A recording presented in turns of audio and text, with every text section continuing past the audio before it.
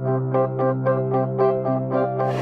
want to talk about two stories from the life of Abraham. भाई दो कहानी के बारे में बताना चाहेंगे अब्राहम के जीवन में। For the first story, I want to start with a question. How many sons did Abraham have? Abraham को कितने बेटे थे? How many sons? कितने बेटे? Two? More than two. Most of us think that he had only two sons. बहुत सारे लोगों को पता है कि दो ही बेटे हैं उनके। We think about Ishmael and Isaac. हम इसहाक और इस्माइल के बारे में ही सोचते हैं। But Abraham had many more sons. But Abraham के और भी काफ़ी बहुत सारे बेटे थे। So let's read Genesis chapter 25. उत्पत्ति उसका 25वां अध्याय पढ़ेंगे।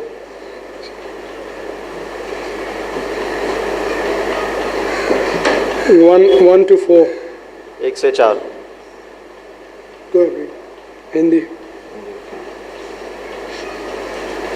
तब इब्राहिम ने एक और पत्नी ब्याह ली जिसका नाम कतूरा था, और उसने जिम्रान, योशाक, मदना, मिद्यान, इशबाक और शूब उत्पन्न हुए, और योशान से शबा और ददान उत्पन्न हुए, और ददान के वंश में अशूरी, लतूशी और लुमी लोग हुए, और मिद्यान के पुत्र अपा, एपेर, एनोक, अबीदा और एल्दा हुए, से सब कतूरा के संतान हुए। So Abraham, after Sarah died, Abraham took another wife, and he had many more children after that. तो सारा के मरने के बाद अब्राहम ने दूसरी पत्नी ली, और उसके द्वारा बहुत सारे बेटे उसको उत्पन्न हुए। But why don't we hear about those other children? तो हम बाकी बेटों के बारे में क्यों नहीं सुनते? I mean, we hear about some children like Midian because we hear about Midianites and so on. तो हम कुछ बच्चों के बारे में सुनते जो मिद्यान के हैं, क्योंकि वो मिद्यानी लोग थे। Those Midianites became the enemies of the children of Israel. क्योंकि मिद्यानी लोग जो थे वो इजराइल के लोगों के दुश्मन बन गए थे। The reason we don't hear about them is because of what it says later in the same story. तो इसका कारण ये है कि हम उनके बारे में नहीं सुनते, उसके नीचे हम पढ़ेंगे। So read 5 and 6. उसका 5वां पढ़ेंगे। इसहाक को तो इब्राहिम ने अपना सब कुछ दिया, पर अपनी रखेलियों के पुत्रों को कुछ कुछ देकर अपने पुत्र इसहाक के पास से पूरब देश में भेज दिया। So it says that Abraham gave these other children, he gave them some gifts and he sent them away. तो यहाँ पे लिखा है कि इब्राहिम ने उनको कुछ उपहार दिए और उनको भेज दिए। So why did he send them away? तो इब्राहिम ने उन सबको क्यों भेज दिया? It says he sent them away from his son Isaac. यहाँ पे लिखा है कि उसने इब्राहिम के द्वारा सब कुछ भेज दिया। It gives us the impression that he was trying to protect Isaac from the influence of his other sons. तो यहाँ पे एक दर्शाता है कि वो ऐसा को बचाना चाहता था अपने बाकी बच्चों के लिए। But do you know how old Isaac was at this time? तो क्या आपको पता है कि इसहाक कितना उम्र का था उस टाइम पे? When Sarah died, Isaac was 37 years old. तो जब सारा जो है वो मर गई, तब इसहाक जो था वो 37 वर्ष का था। So after that, all these other sons were born. तो उसके बाद ये सारे बेटे जो है वो उत्पन्न हुए। So I think Isaac was about 60 years old when Abraham sent the children away. तो भाई को ऐसा लग रहा है कि इसहाक तो है जो है वो 60 वर्ष का हो गया होगा जब अब्राहम ने सारे बच्चों को भेज दिया। But just think about it. Abraham is trying to protect Isaac when he is 60 years old from the influence of these young people. तो जस्ट ऐसे सोचो कि अब्राहम जो है वो इसहाक को बचाना चाह रहा है उनके बाकी बेटों को, जब वो 60 वर्ष का है। So even though we may be mature and older, there's still bad influences that can affect our lives. तो कितने भी सयाने होने के बावजूद हम कितने सारे लोग इससे बच सकते हैं। So Abraham recognized that these sons of his, other sons, were bad influence on Isaac. तो इब्राहिम को ये पता चल गया था कि बाकी बेटे जो है वो उसके ऊपर एक बुरा इन्फ्लुएंस मतलब दर्शा सकते हैं, बुरा रीति से। Was it because Abraham wasn't a good father to these children that they turned out so bad? क्या हो, तो इसका मतलब ये है कि अब्राहम जो है एक बुरा पिता था उनके सामने। So let's read Genesis chapter 18. उत्पत्ति उसका 18वां पढ़ेंगे, 18वां अध्याय।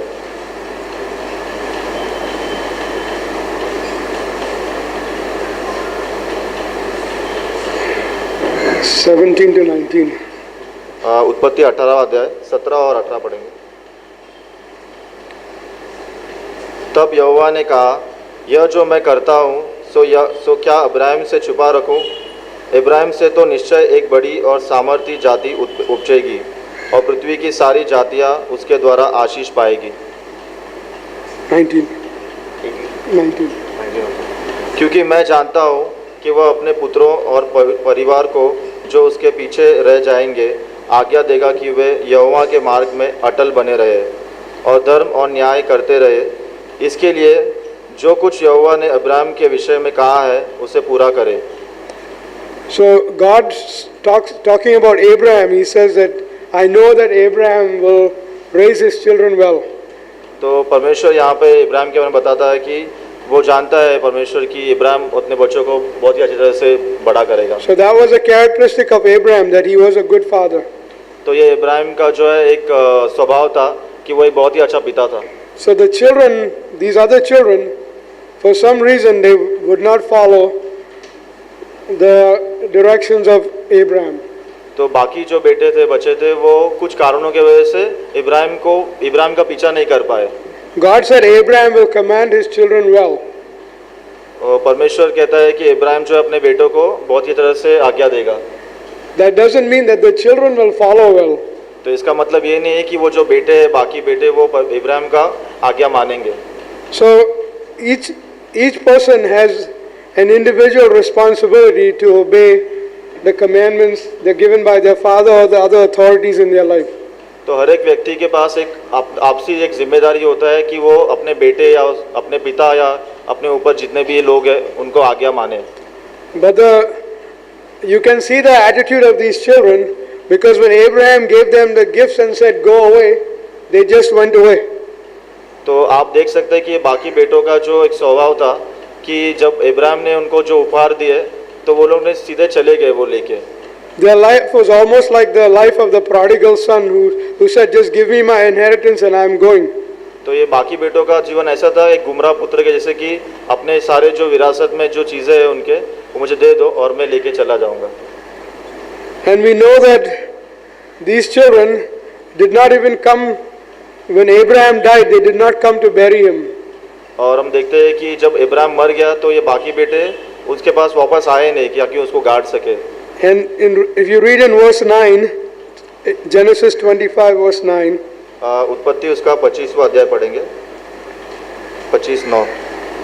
और उसके पुत्र इसहाक और इश्माइल ने हित्ती सोहर के पुत्र एब्रोन की ममरे के सम्मुख वाली भूमि में जो मकपेला की गुफा थी उसमें उसको मिट्टी दी गई। So only Isaac and Ishmael were there when Abraham was buried in the ground. तो यहाँ पे देखते हैं कि सिर्फ इसहाक और इस्माइल थे जब इब्राहिम को मिट्टी दी गई। So what happened to these other children? तो बाकी बेटों का क्या हुआ? That shows that they did not have any love or honor for their father. तो ये दिखाता है कि बाकी बेटों का जो है प्रेम नहीं था अपने पिता के लिए। They were satisfied with all the gifts they got from Abraham and they left. तो ये बाकी बेटे बहुत ही संतुष्ट थे जो कुछ भी उनको मिला उसके पिता के द्वारा और वो लोग चले गए छोड़ के। And that is a reminder to us to examine ourselves. What is my relationship with my heavenly Father like? तो ये हमें बताता है कि हमें अपने जीवन के बारे में कि हमारा जो रिश्ता है वो पिता के साथ कैसा है। Am I only interested in the gifts that He gives me and I don't care about anything else? तो क्या मैं सिर्फ इसी चीज़ में इंटरेस्ट दिखाता हूँ कि मुझे जो कुछ भी गिफ्ट मिलता है कि मैं यीशु मसीह की मतलब परमेश्वर के लिए जीता हूँ। As long as He's blessing my life, I just enjoy that life. तो जब तक वो मुझे आशीष कर रहा है मैं मज़े ले रहा हूँ अपने जीवन के। But as soon as He asks me to do anything difficult, I will say no. तो जैसे ही लेकिन वो कुछ परेशानी आती है तो हम उसे मना कर देते हैं जब पूछते हैं तो। If that is the attitude, then it's similar to the attitude of these sons of Abraham. तो अगर हमारा ऐसा स्वभाव है तो हम बाकी जो उसके बेटे थे उसके जैसे हमारा स्वभाव रहेगा। The difference between Isaac and these other sons was Isaac was a son of promise. तो ये जो दो बेटों के बीच में जो डिफरेंस है, इसहाक जो था वो परमेश्वर का एक वादा के अनुसार में था पुत्र। And through inspiration from God, Abraham was trying to protect the seed of the promise. तो परमेश्वर के द्वारा जो उसका जो अनुभव था, तो उसके द्वारा वो इब्राहिम जो है वो इसहाक को बचा रहा था। We have to recognize also that God has a covenant with us. तो हमें भी ये जानना चाहिए कि परमेश्वर के साथ हमारा एक वाचा का संदूक है। And there's a promise that He has made to us. And the promise is His Son Jesus Christ. और एक वादा है कि जो यीशु मसीह के द्वारा हमें किया गया है। So that's what our life should be all about, is the Lord Jesus Christ. तो यही हमारा एक जीवन होना चाहिए कि यीशु मसीह के समान हमारा जीवन हो। It doesn't matter whether we get, good blessings from the Lord or gifts from the Lord, as long as we have a relationship with His Son Jesus Christ. तो ये फर्क नहीं पड़ता है कि हमें कितना अच्छे गिफ्ट मिले, उपहार मिले, जब तक हमारा जो रिश्ता है वो यीशु मसीह के साथ अच्छा है। The second story from the life of Abraham is दूसरा in जो कहानी है वो इब्राहिम के जीवन से, Genesis chapter 22. उत्पत्ति 22वां अध्याय। Okay, in Genesis chapter 22, we already read this before. God asked Abraham to sacrifice his son Isaac. तो उत्पत्ति 22 में हम देखते हैं कि परमेश्वर पूछता है कि अपने अब्राहम को इसहाक को सैक्रिफाइस यानी बलि चढ़ाने के लिए। In verse 3 it says that Abraham rose up very early in the morning to go and do this. तो तीसरे वचन में पढ़ेंगे कि इब्राहिम सुबह सुबह उठकर इस कार्य को करने चला गया। And then in verse 4 it says on the third day Abraham lifted up his eyes. और तीसरे दिन देखते हैं इब्राहिम ने अपनी आंखें उठाकर उस दूर स्थान को देखा। So Abraham has been doing this for at least 3 days now, walking to the place where God has told him to sacrifice Isaac. तो इब्राहिम जो है ये कार्य को 3 दिन कंटिन्यूसली कर रहा है। इब्राहिम को लेकर इब्राहिम उस स्थान को जा रहा है 3 दिन continuously. Abraham was just a man like any one of us. तो इब्राहिम जो है एक साधारण व्यक्ति था हमारे जैसे ही। There was nothing very special about him. उसके अंदर कुछ खास बात नहीं थे ऐसे। So he has the same kinds of thoughts and feelings as we do. उसके अंदर भी ऐसे ही कुछ विचार थे जैसे हमारे जीवन में है। So what would you think about if you were traveling, you know you are going to kill your son after 3 days, and along the way, what are you thinking for 3 days? तो आप क्या सोचेंगे अगर आप continuously 3 दिन लगातार आप जा रहे अपने बेटे को बलि चढ़ाने के लिए सोच के? Abraham, I'm sure, had many doubts and questions going through his mind. तो इब्राहिम के जीवन में भी बहुत सारे जो भी शंका आई होगी इसके जीवन में। He was probably thinking, is this the God that I'm really following? तो वो ऐसे भी सोचता होगा कि क्या यही परमेश्वर है जिसका मैं पीछा कर रहा हूँ? The same God who asked me, who gave me a promise that He would give me, He would give me children like the sand of the sea. तो क्या यही वो परमेश्वर है जिसने मुझे वादा किया कि एक समुद्र के रेत के समान अपने बच्चों को देगा वो? And now He has given me one son and He is taking him away. अभी वो मुझे दे रहा है और वो पूरी तरह से वो ले रहा है मुझे वापस। So all kinds of questions and different feelings are going through Abraham. तो बहुत सारे तरह के सवाल इब्राहिम के जीवन में भी आए हैं।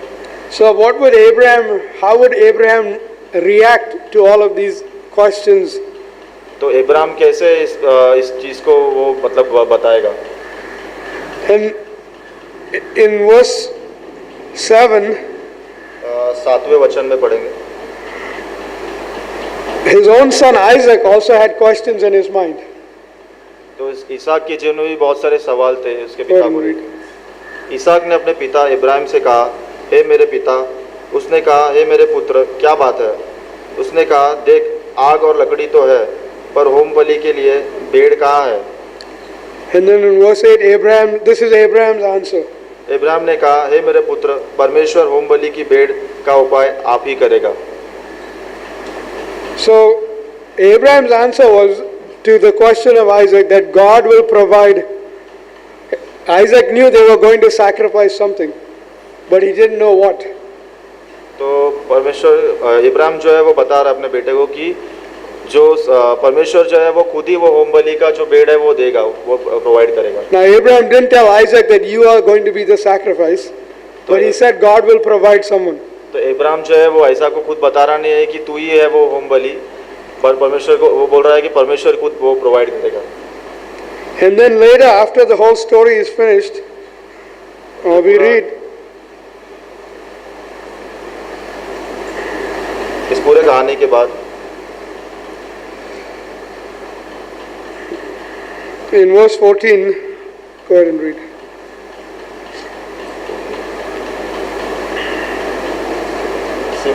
Verse 14, just read 14.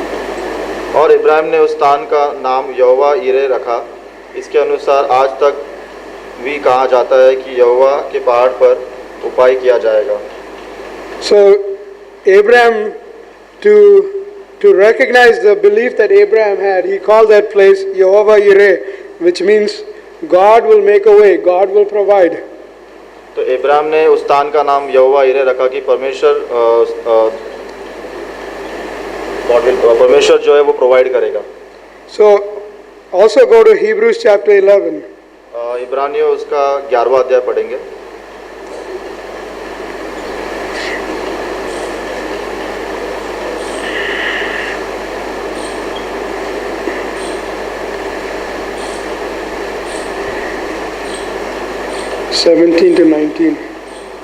इब्रानियों 11वां अध्याय 17 से पढ़ेंगे.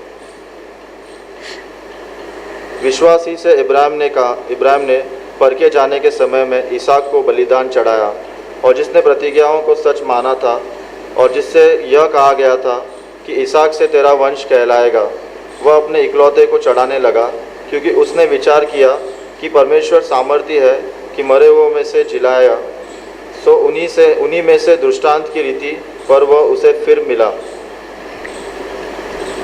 So Abraham was convinced that God was able, even if he sacrificed Isaac, that God was able to raise him up. तो इब्राहिम को जो है उसको ये जान गया था कि परमेश्वर जो है उसे फिर से जिलाएगा.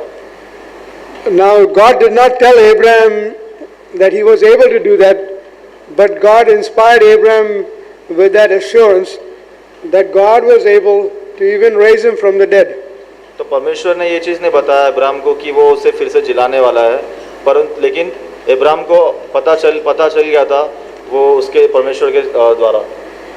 So Abraham had that confidence as he's walking up the mountain to sacrifice his son. He has that confidence that God is going to take care of everything. तो इब्राहिम को जो है वो एक निश्चय उसको पता चल गया था कि जैसे जैसे वो चढ़ रहा था कि परमेश्वर ही इस चीज़ को पूरा करेगा. So every time a doubt came into his mind, his answer always was, God will provide. तो और जब भी उसके मन में ऐसा सोच आ रहा था, शंका आ रहा था, तो वो यही सोच रहा था कि परमेश्वर जो है वो प्रोवाइड करेगा. God will make a way for this to come out right in the end. परमेश्वर ही रास्ता बनाएगा इस चीज़ से. So sometimes we are going through problems and difficulties, even though we don't see how we can resolve the problem, we just have to trust that God will take care of it. तो कई बार हम जीवन में बहुत सारी परेशानी और कठिनाई देखते हैं, लेकिन उस टाइम पे हमें परमेश्वर पे पूरा भरोसा रखना है कि परमेश्वर ही वहाँ पे रास्ता बनाएगा. The term that Abraham named Yehovah Yireh actually means the God who sees. तो इब्राहिम ने जो नाम रखा था यहोवा यिरे कि परमेश्वर वो देखेगा. The God who sees my. Okay, जो परमेश्वर जो है वो मुझे देखता है. It means that he sees the things what I need. इसका मतलब ये है कि वो देखता है जो मुझे ज़रूरत है. And he is able to provide. और वही है इस चीज़ को प्रोवाइड करने के लिए.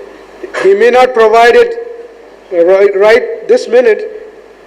वो इसी समय वो उस चीज़ को प्रोवाइड नहीं करेगा, ज़रूरत पूरा नहीं करेगा. But he will provide before the actual emergency happens. और वो तभी प्रोवाइड करेगा जब भी कुछ ज़रूरत के समय में एकदम अचानक से कुछ ज़रूरत एकदम अर्जेंट ज़रूरत पड़ गया. Whatever his timing is, he is always right on his time.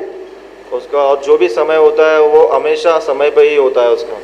Abraham recognized that God, who is able to raise his son from the dead, he was able to do anything. और इब्राहिम को ये पता चल गया था कि परमेश्वर जो है वो उसके बेटे को जो है वो फिर से जिला सकता है। And now turn to Psalm 56. भजन संगीता उसका 56वां अध्याय पढ़ेंगे, 56।